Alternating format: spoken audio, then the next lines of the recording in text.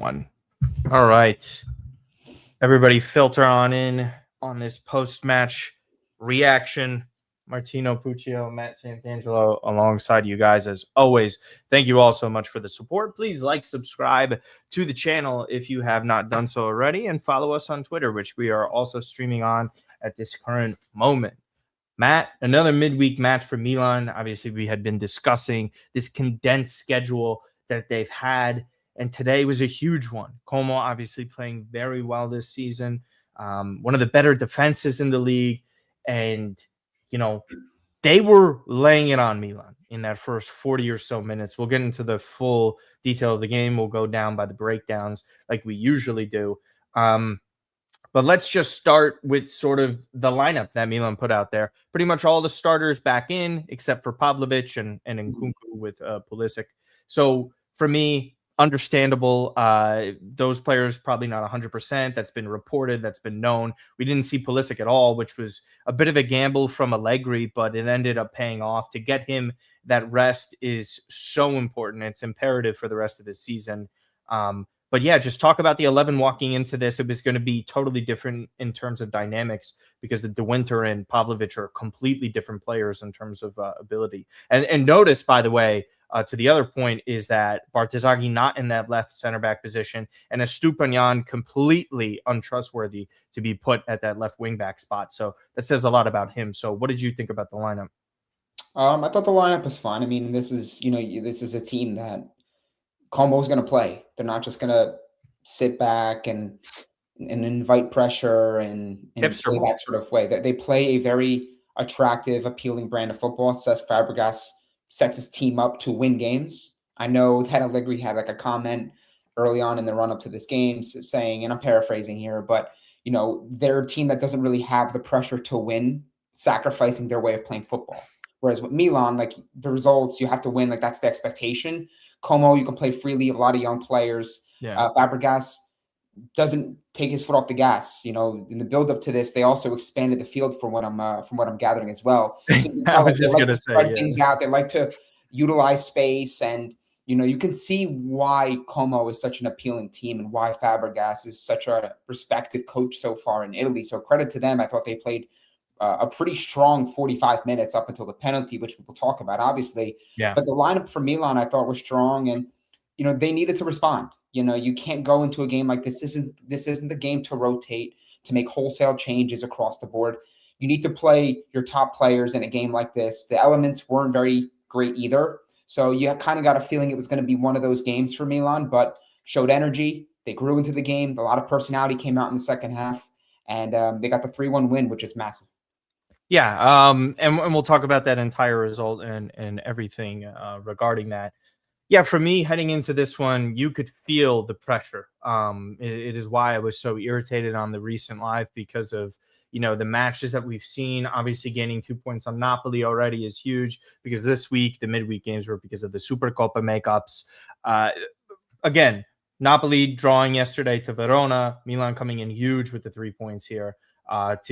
To further try and distance themselves, scratch a little bit closer to Inter. You could feel the pressure from Juventus entering. We'll see if Roma will be healthy enough or invest enough. Daniel Malin is a really good technical player, but as far as the top 4 Scudetto race goes, I still think this is Inter's to lose. But Milan, this is much needed because just on the short week, you over-rotated, fortunate enough to get results in both of the matches against Genoa and Fiorentina. We knew there was nothing but 3 points today to be acceptable. And to the point of Allegri's comments, it was all Como. The way that they were just furiously dominating Milan. This was Maignan for both halves was dominant. Nico Paz had an opportunity, and there was another one there. I wanted to bring up the goal that ended up being scored by Como because I just find this to be so important in terms of marking, and when people want to talk about zonal marking versus man marking and the difference between the two. And here's my main point overall that I think a lot of people need to understand when it comes to this. Zonal marking is largely due to communication, and when it breaks down, it doesn't go well for you. You see stuff like this. So I think the really important thing here that I want to highlight is that you see Yusuf Fofana, who is the guy who was the poster presentation for what was wrong within this goal, right? He's the one not marking his guy, but realistically, he's not completely at fault here. And I think this is what is really important for people to understand. We see Davide Bartesaghi right in front of number 2, who ended up being the goal scorer, and Kempf. And for me, when Fofana is standing here, he has to communicate to Bartesaghi. He's ball watching. As you can see, there's also Fikayo Tomori, or it could be Coney de Winter. It's a little blurry here, who picks up Nico Paz. Okay. So you pick up your man there. Bartesaghi has to turn around. He has to see the defender or the player behind him. This is a moment in which Fofana is now sandwiched between 2 players, and he has to pick a player to mark within the moment. He ends up marking nobody, which is not a great thing. And Como end up scoring the goal. And a lot of the outrage, Matt, that I had seen from people is zonal marking doesn't work. It's not this, it's not that. Guys, they are professionals. They should know what to do in these instances. If you're in man, you're not supposed to be ball watching. If you're in zone, you're not also supposed to be ball watching. You're supposed to have a man near you and vice versa. So to me, when you hear the complaints about, oh, it's zonal marking, no. It's defending 101. You're never supposed to be ball watching, man or zonal. And that's what gets me so frustrated, because these goals should never happen at the professional level. It's one thing when you get outclassed in terms of skill, but this had nothing to do with that. That had everything to do with the basics of defending.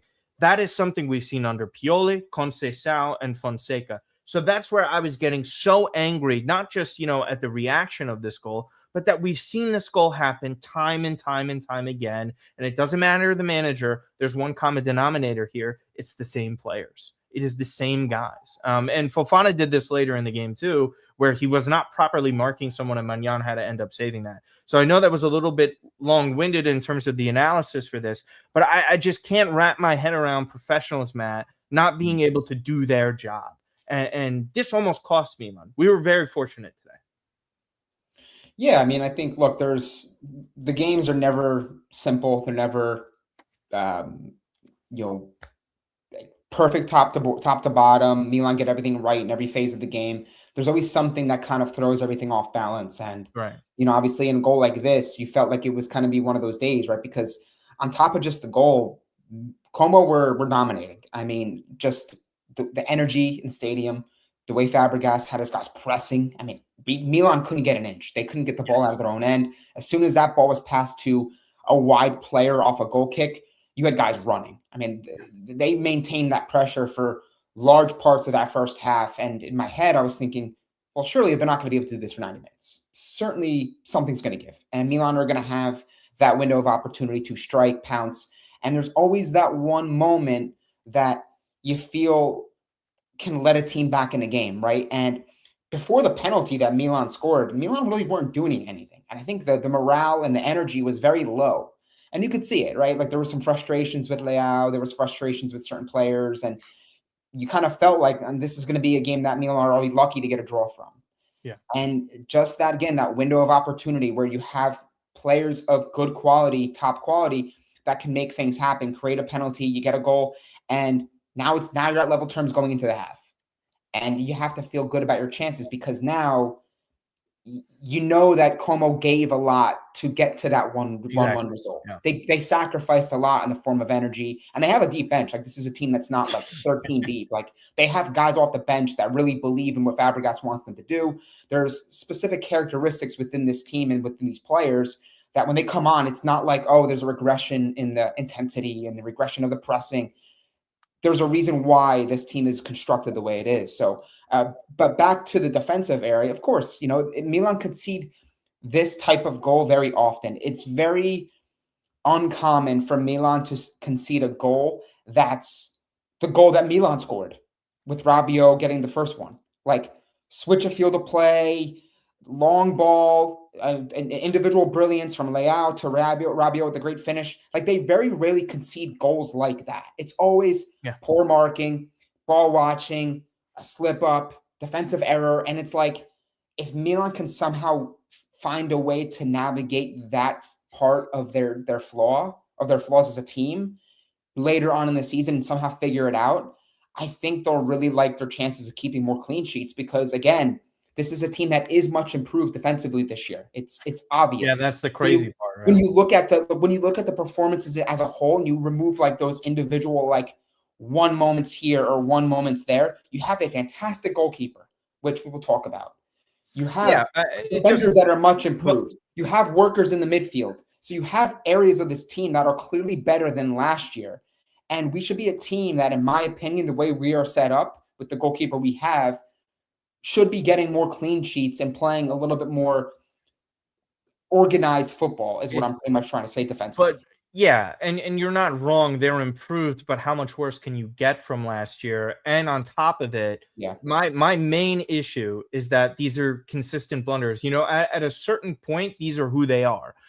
Were they as bad as what we saw last year? No, there was a lot of reasons as to why they were poor, but they're also not as great as like that stretch early on in the season where they weren't conceding how great they were playing in September, October.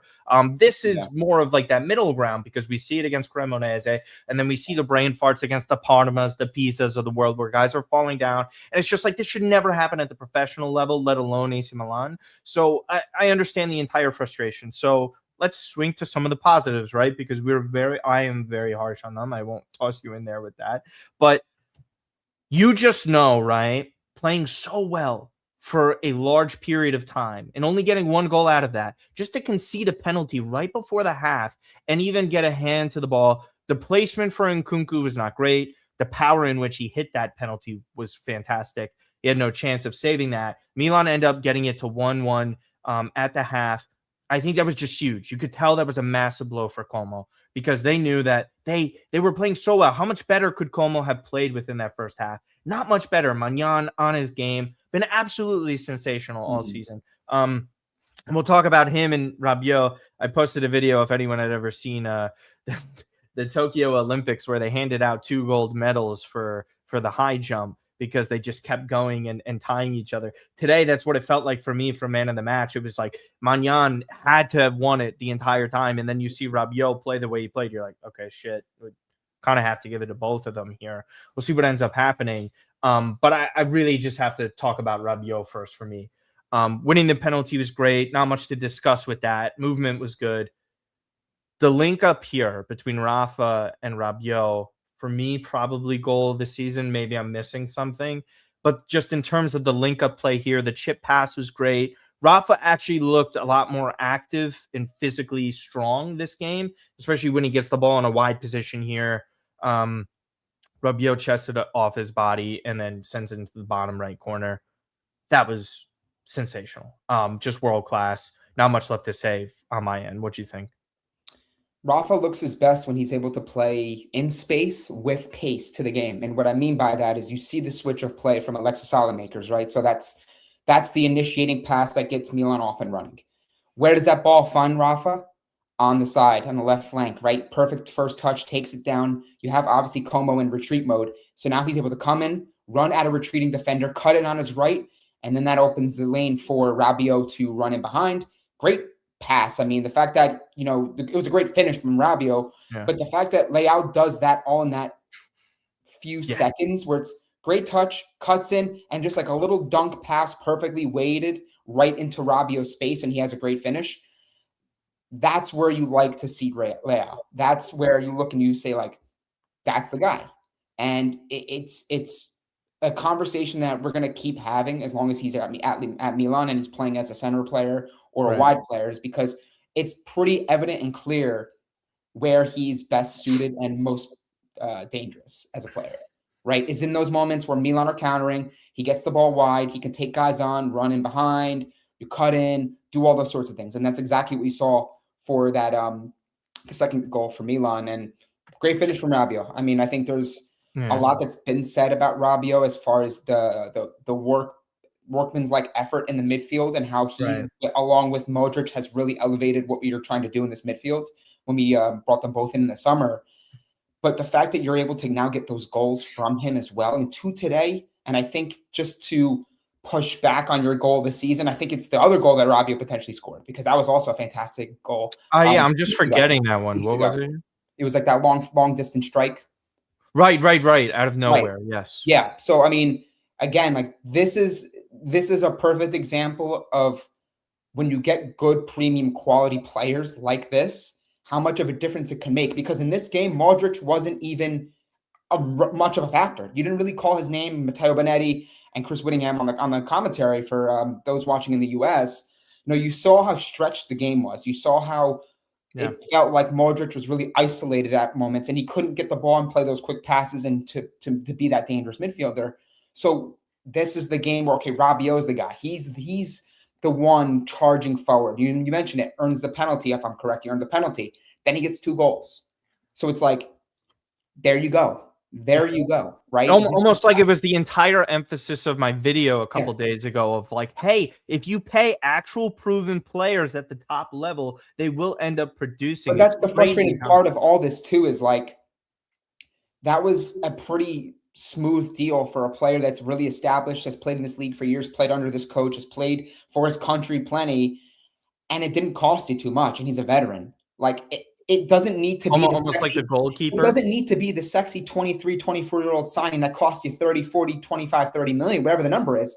You can go in and get a veteran player that is 10 to 15 million that can make the difference if you get the profile and you get the qualities right. Which is what I've always kept making an emphasis for some of the people commenting on the video as well, talking about Milan's wage bill, because the wage bill is always the greatest indicator of how expensive your squad is. It's not about transfer fees. Transfer fees can always change depending on net spend. Wages don't change. And negotiations if you have a team that... And again, like, right, because if we want to talk about fees, right?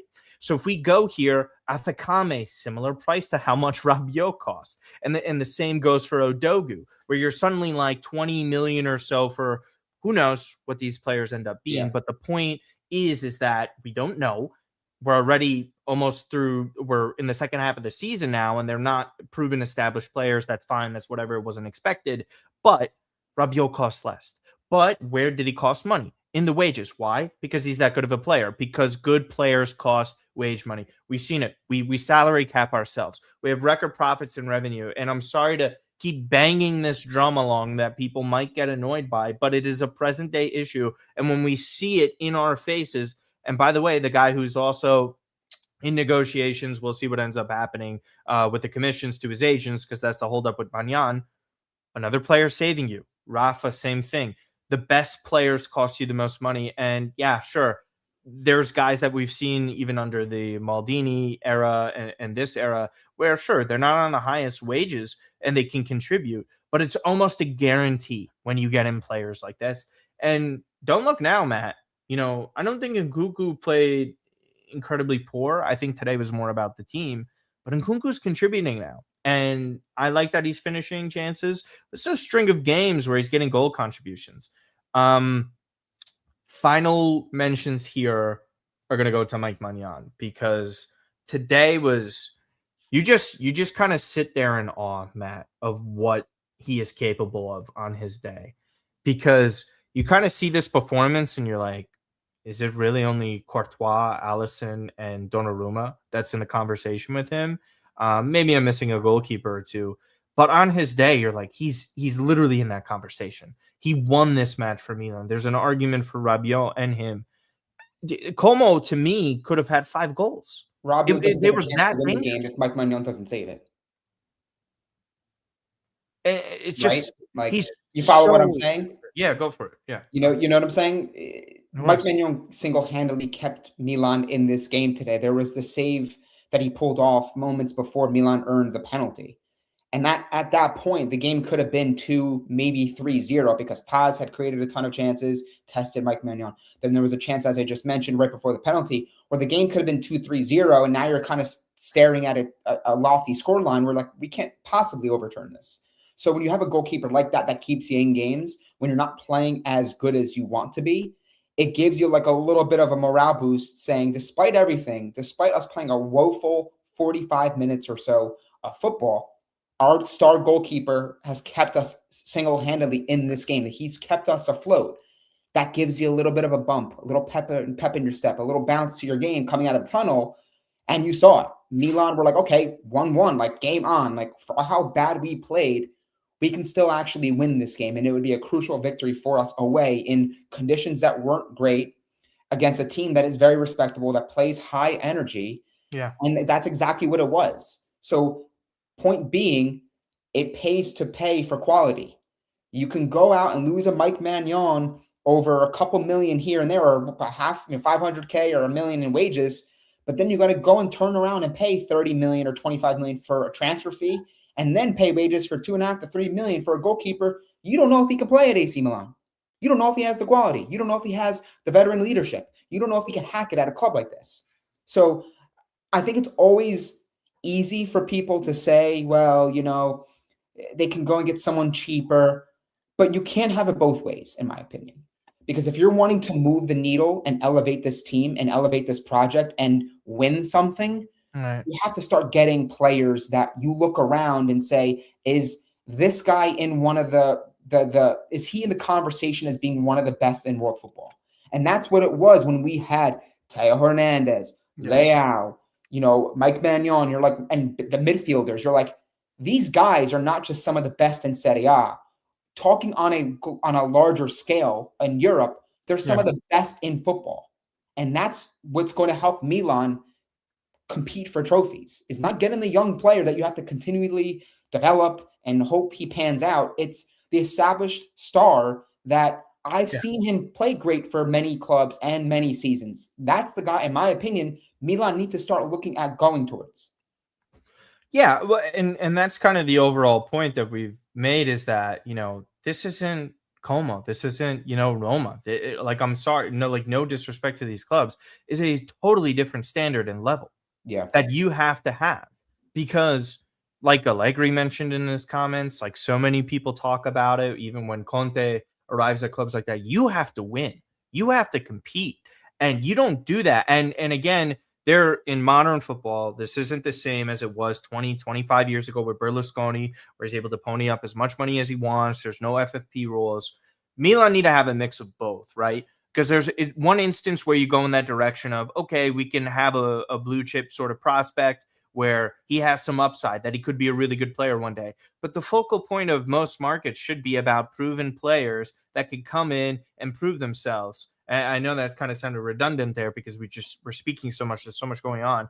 But the overall point being is that you can't sit there and say to yourselves, let's gamble once again, because you risk so much in this economic system that is FFP, that is UEFA, because we saw what happened last season. And the only reason that this club was in the green was because the CEO ended up having to sell off one of his best players.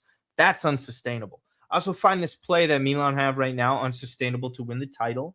I think that is very important to be said, because you cannot do this every week. We saw the drop points. I think it's a little harsh in terms of finishing. I thought Fulkrug was good when he came on as well. I think that there is important link-up play that you and I have discussed. He should have gotten assists against Fiorentina. He was fine against Genoa. Bonetti was making the good points on the broadcast of how he brings in a different dimension. We've said it, that you need somebody that could do well back to goal. Santi Jimenez wasn't really that kind of guy. He was making good runs. That was probably the best that you could say in terms of his offensive ability. So, yeah, there's positives to take away from Milan, but just like overall sustainable play, no. Because I think that third midfielder, Matt, is a huge problem. Rabiot, Modric, I get it. They're cemented in. Third midfielder is a problem. You can, like, Fofana, Loftus-Cheek, and Loftus-Cheek is one of the worst headers of a ball I've ever seen in my life. This guy gets into position time and time again, and he had one today in the second half. He's like a board. He's stiff. He's not getting on top of the ball and heading it down. It's just, oh shit, I'm here, boom, and it goes off of him. There's no direction to it. It's going back for a goal kick. It's aggravating. But it's hard to complain more when it's 3 points added today. So a question here from Diego, which aligns to what I was saying. Yeah. Would you want Richie instead of Fofana here, or is it Yashari a better fit? Because I think we're both in the boat of there's no way it's Loftus-Cheek and Fofana should be the main options, without saying like, okay, we have to look at somebody else. So in my opinion, it says more about what Ricci, Yashari, and maybe somebody else has failed to do versus how much we've seen with Ruben Loftus-Cheek and Fofana. Because they've been far from convincing when they've played or started or whatever role they've played within this Milan team this season.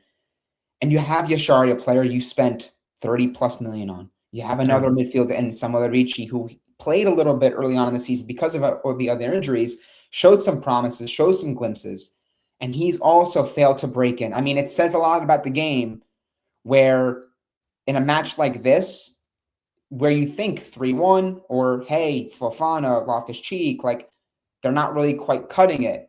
Right. And a guy like Yashari is getting 5 minutes at the end of the game. Yeah. Right? Same thing with Ricci. So again, I understand Allegri's navigating a long season. He understands that, you know, you don't want a player to get a freak injury in weather conditions like this because the pitch was slick, right? I get all that. But again, it's that part of this Milan team, when we speak on depth, this is where it kind of comes into question. This is where that depth really has to show or not show, so we have an understanding of what we really have for the second half of the season. Because you can't spend almost 60 million on two midfielders, and the only time you can really use them is like 10 to 15 minutes, 5 minutes at the end of a game. Because there's only one spot available for them. Rabiot, Modric, good luck. Yeah, locked in. You're not benching them. You're not benching them. And it's like, despite Fofana struggling as much as he has and constantly being a punching bag amongst Milan fans, same thing Ruben Loftus-Cheek, these other players are not proving enough, apparently, to break in and for Allegri to say, hey, I've seen enough from Ruben Loftus-Cheek. I've seen enough from Fofana through 18, 19 games. You're up, Yashari, or you're up, Ricci. And do you think because the players, I feel, are not making the impact large enough for Allegri to feel confident to play them in games. I think the way Allegri views it, and it's based on his comments and the two corresponding midfielders next to that third guy. And what did he say at the start of the season? You remember the comment? Do you know which one I'm going to bring up right now or no? Is it the Ricci? It's regarding Fofana and Loftus-Cheek. Oh, okay. Oh yeah, the goal production, right? The goal production. Yeah. But then you got to do it. It's Rabiot. But that's how he views it. He thinks that these are the midfielders that are going to be scoring him goals, right? Because what do Rabiot and Modric provide? They're the defensive stability, safe man-marking players who do occasionally make the outlet passes. Today we saw a different version of Rabiot, but we know they're not as advanced. He plays Loftus-Cheek sometimes as a de facto number 9 or 10 or whatever you want to call it when they switch to like a 3-4-1 or whatever it might be. He views Loftus-Cheek and Fofana with those offensive characteristics. Fofana, like he has a great assist against Fiorentina, and then you see him try a chance from like halfway mark, and he slips on his ass and he falls. Like it looks silly. And then his man-marking off-ball abilities are garbage. It's just absolutely pitiful levels. I think legitimately the both of us and everyone in chat right now could do a better job. It's annoying, but then on the inverse part of it, when you have Yashari and the Ricci's of the world, and this has everything to do with the way they built the squad for Lani, you don't have options. Everyone is the same. It happened last year with the 4-2-3-1. Who the fuck is Pioli going to put in a double pivot in Fonseca and Conceição? These players don't fit. They don't complement each other. Yashari and Ricci, like as much as we like them as individual players, right? And we've said this talent-wise, do they fit next to Modric and Rabiot? No, not really for what you need in terms of balance, but you really want to put Loftus-Cheek and Fofana out there? It's a double-edged sword, I think, for Allegri, and he's trying to make do with what he has, but there's a certain leash that certain players should not have. And I think Fofana has too long of a leash, and the same goes for Loftus-Cheek. Eventually we'll see. Though, guys. That's the reality. They're going to keep playing. I don't expect it to change. I understand it to a degree from Allegri's thing. And final question from me to you and for the stream. And there's over 500 of you in here from Twitter and YouTube. So again, guys, please subscribe. We're close to 7K. We'll get in the final question here. We'll read some of your comments. And thank you, Anthony, for the $5 comment as well. This was great from you. But Matt, a lot of the topics that have been brought up have been formation in 3-5-2. People hate it. People don't want to see it anymore. They don't want to see it with this squad in particular as well because of the lack of, I guess, fits. We don't have a real striker. We don't have guys to play off each other, blah, blah, blah. Do you want it to change? What would you change it to? From a 3-5-2, do you want a 3-4-3? Is that something that I think kind of might make the most sense in terms of Milan's personnel? Because back four, I don't think they have it fullback wise. I don't think Milan are in position, in my opinion, to start games and adequately get results or the desired result that they're looking for with a 3-4-3. Because I think you need some number off the bench. You can't throw Leao, a striker, and Pulisic, whatever, or Nkunku on a given day, in my opinion, and then go with the 4 midfield. I think you have to utilize the midfielders you invested in and the amount of midfielders you have and play to that number advantage. And I think, again, like for all the issues that Milan have had in certain phases of the game, the attack kind of looking sometimes in balance without the true striker performing or the defense having their issues. We've played pretty well with this formation, in my opinion, because it's brought a lot out of Bartasaki. It's given him a really good opportunity to shine as a young player. And the same thing with Salamakers.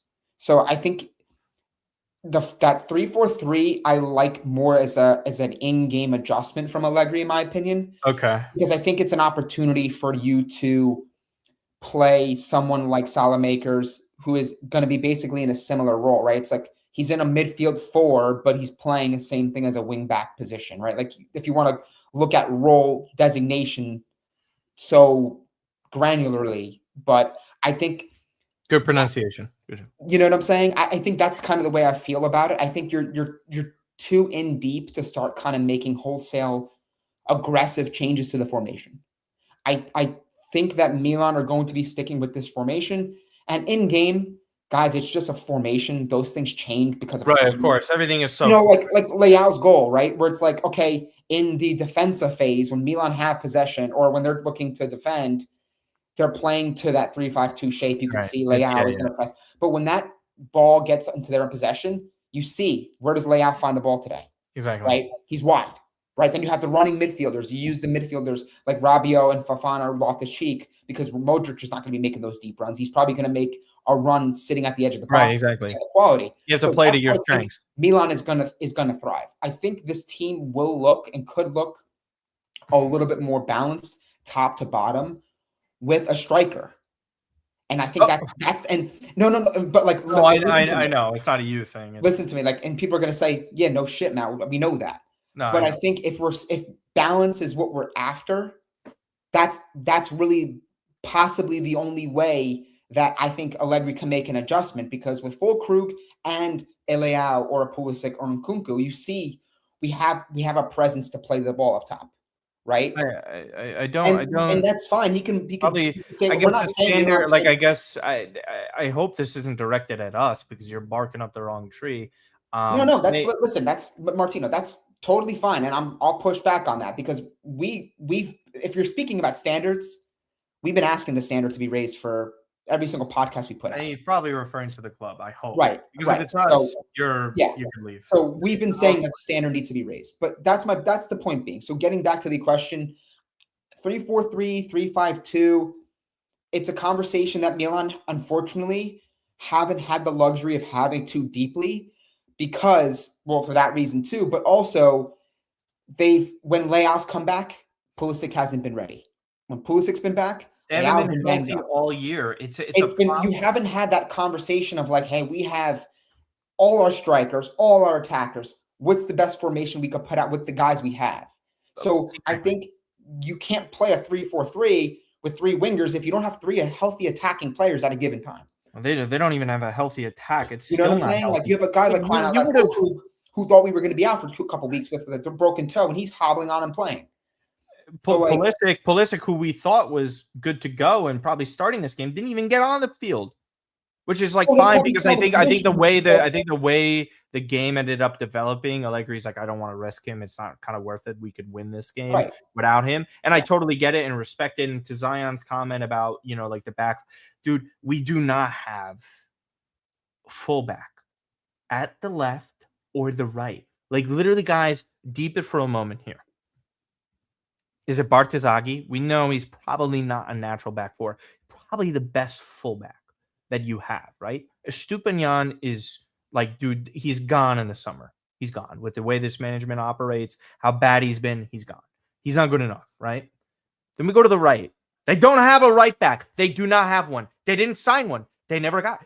It's Atakame, who's a right wing back by trade, supposedly. So we're going to put him in the back four? Is it Salamakers? What are we doing? This squad, right, to offer flexibility to a manager does not exist. And you want to know why? Because one, they don't listen to him. And two, the CEO has a finance degree. Okay. And that's the last pot shot I'll send his way. Because it's not even a personal thing. But like the way this squad had been built over years now, we do not have fullbacks. This is why Allegri had to even go to the 3-5-2, right? Because it's like, okay, well, Salamakers is not a right back. I don't have anyone there. He's really good as a right wing back. He's been struggling a little bit, but I sympathize with him. He's starting every single game, running 90 minutes. He doesn't get a rest. Stupinian, like, what do we want him to do? What, like, right? Like, the guy can't play. That pass against Fiorentina, somebody wanted to catapult him to Iceland. But, please, I can't do it. I cannot do it. Allegri can't do it. That's why he can't move off of it. I understand where our good buddies Omar, not good buddy Carlos, by the way, those guys are like Allegri. Listen, if they want to be serious about the conversation, the fact is they don't have a squad to play the way you want to play because they don't have the players for it. They don't fit tactically. Allegri can't just be forcing a square peg in a round hole. That doesn't work. So like trying to get him to reinvent these players is ridiculous. You have to give him the players that he wants and to succeed with. But Milan got the 3 points at the end of the day. Anything that you wanted to discuss? Real quick. Go for it. Tweeted by the Milan Zone, just a translation, I guess, of some reports. Shout out to them. They do a great job of running there. From a report from Di Marzio. So Maignan's renewal was one step away. He's given a general okay. Again, it's a translation from X, Twitter. Milan expects to have the signature soon, contract until 2031, which was confirmed by Rabiot to DAZN, and again confirmed by Di Marzio. So we get a massive U-turn because it looked like he was gone, in my opinion, and it would be great to get more of this, what we saw today, going forward. So great performance from Maignan, a great performance from Rabiot, great goal on the penalty spot from Nkunku. Our French players lead Milan. I forgot. I think it was Milan Ray is his name on Twitter. He posted a screenshot from FotMob, and it was all the ratings, and the only ratings in the green were Nkunku, Rabiot, and Maignan. And he said, "Do you smell that?" I'll leave that up for interpretation by what he meant, but there is a common denominator with all three. Secondly, to the point of the renewal, this has nothing to do with the conversation when we have Fabrian from Old Heart. So, guys, go and check out that latest podcast. Yeah. We'll upload this audio. The most interesting thing that Skira was reporting, and it's the figures, is that the bonuses go up to $7 million from Maignan in this deal, supposedly, if and when he signs or the commissions. He's playing like those bonuses are going to be a certainty, right? A certainty, yes. But I think the kind of important thing is, and I'm not like saying, "Oh, good job, management." This is the standard, right? That we want. You got to keep your stars. Slightly encouraging. I'll put like this, right? That is the amount that Fabregas wanted the field expanded. That's how much favoritism I'm giving to this management. Good for you guys for finally realizing, hey, why don't we just pay the guy? So shout out to Tade for getting this done. Allegri, Rabiot, the relationships, true proven professionals. Excuse me. We're at the end of this. You have to get it done. And if they can, $7 million net with bonuses, it doesn't matter to me with bonuses. That's a great sign. I also think that could potentially indicate that Leao with a potential renewal gets around that same figure. I think you know what's really Just kind of funny. foreshadowing a little You bit. know what's really funny to me? The renewal I'm actually worried most about Pulisic. I'm Yep. actually worried about it. And maybe they want to get Maignan done or whatever. There's something about this Pulisic thing that like is dragging out a little bit. Maybe they just want to take some time with it. I think also too his contract expires next June, right? 2027, right? I've seen people say he No, has no, an no. option for Pulisic's like 2028, 2028. but I've Should be seen or I 29. thought it was 2027. I could be wrong. But I thought I people don't because think he I've has it. seen No, people no say way it's he has a year left. 2028. I've also seen 2027 because I'm pretty Oh, sure yeah, that keep talking on it. if I remember correctly, that summer was full of It's the club option for 2028 is what it right. is. So it's like a guarantee the club will pick it. Technically expires next year. They're gonna pick up that club option. So again, there's not like it's not, and they got Tomori too. That I think they're apparently trying to renew as Yes. well. So again, there's like there's a pecking order, right? Like obviously Magnan's the first. That's the first one, right? Because it's coming up in 5 months, right? But again, yeah, like I think like when you have players that you bring in of this caliber and they're performing, that's amazing, right? That's amazing to see. That's exactly what you want. And you got a Pulisic for 20 million, and now he's playing like a player that is exceeding what he's currently earning. That's where you get a true test of how serious a team is. Because are Milan going to get cheap, try to nickel and dime, and cut corners? It's a blessing and a curse. It's a blessing because if the player is coming to the table and asking for those figures, chances are he's worthy of it and he's performing that he's worthy of it. And that's what Pulisic has been doing. So again, it's a conversation for another day. Yeah. You love to keep all these players, but I tweeted something out at the beginning of or towards like the middle of last summer, right? When there was all this talk of Teo leaving and then he left and like Maignan and there was like the negotiations with Chelsea. And I said, and partially joking, partially in the moment being very like annoyed and frustrated with what was happening.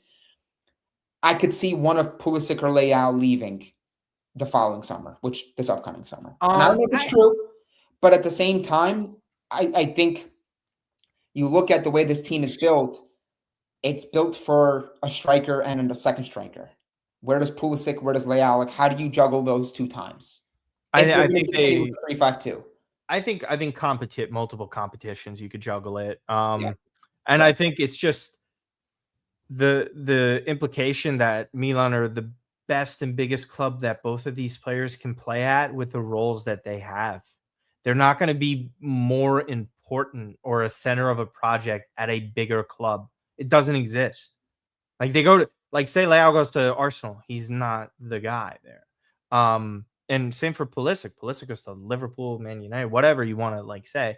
Pulisic ain't leaving to go to any club that's like like England. Like he's not going back to Chelsea. And I've said this, Manchester United. Why would he do that to his career? It's suicide, right? And the same thing would go for Liverpool. You're not going to go there in that instance. Doesn't really make sense. I don't think Liverpool would go in for him. And then Leao, it's sort of like, again, point to the 175 million release clause, and he doesn't want to leave. I think Leao's very I think he's comfortable. I don't think Leao leaves till he's like 30 something. I see people like will say like, oh, we should cash in on him, and you could have your own opinion on whether we should sell him or not sell him. That's not really the kind of what I'm bringing up here. It's one of those things where he's had multiple times, and I'm sure the club has had multiple instances where they could have sold him for 100 million, 110 million, right? Like, obviously you're going to keep pointing to the release clause, but he seems very content here. I can see that, right? He's a father, have 2 kids, or I think he's got 2 kids. He's playing in the national team. Yeah, twins. He's at the heart of a project in Milan. He's comfortable here. To your point, like, what is he going to be, 27 years old? He might move at some point. Who knows? I'm not saying it can't happen, but I think the more you look at both these players, I think there is the chance that somehow they can coexist, extend both of them, these players. But again, you're going to pay them wages. Leao's going to be closer to 7, and Pulisic is going to be 5, 6, in my opinion. Right? Because he's getting, 2.5 now, 3.5 right now? No, he's around like 4. He's going to get I 6. think people were also saying like Like, I know Torgrud from Sempre Milan, obviously if you guys don't know him, yeah. had mentioned that, and Ali has mentioned this. I believe there is something in his contract that since he's a Puma athlete, I think it like just the way the percentage of jersey sales. Again, I'm like paraphrasing and also like trying to recollect what it was. I think he stands to make more money by being a Puma athlete at a Puma club. Again, I don't know the extent of all that. That's just what I've heard and what they've mentioned. So I think that factors into it a little bit. Obviously, there's going to be a pay increase because you're paying for what he will be. He's in his mid 20s right now. He would go through his late 20s. We'll see how long he stays at Milan. I can very much imagine a huge fat contract waiting for him at MLS in a few years because he is the greatest men's player that has ever come out of the U.S. There's no disputing it anymore. So I could see that happening. But yeah, I just worry like slightly. I don't think he'll end up doing it because I think he knows at the end of the day, the best place for him in his career for the rest of his prime is at AC Milan. I don't I think think also Milan has a lot, not just the player, but Milan has a lot to lose, obviously, because there was a lot of yes. commercial gain behind and marketing behind that move to bring him in. And the fact that that was before he took off and exploded at Milan, and he's been one of the best players since he arrived, there's no reason for them not to simply give him a new contract. Like, it would be stupid, right? Because this is the reason why you bring him in, right? You believe in the player so much, the hype, hysteria, the potential around an American coming to the club. Unless, of course, again, final point, and I'm thinking on the negative side, unless Yeah. this was the big thing all along, right? You bring Pulisic in on the low, American, you revitalize his career. What's coming up this summer? World Cup. Plays amazing in the build up to that. Maybe USA does really good. He does really good at the World Cup.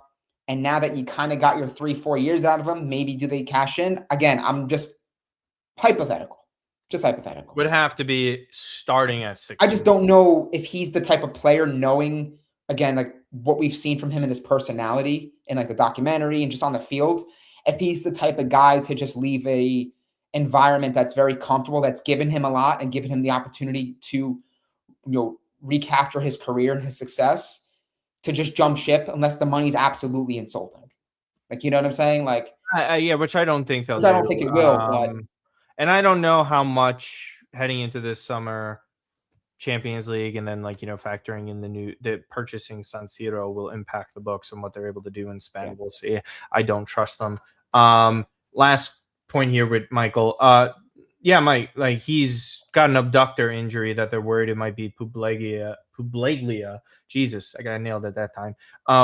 That's why he's not accelerating. And Badir also made the point on Twitter, like he is hobbling, walking back to the sidelines to get to the bench. Like he is not 100%.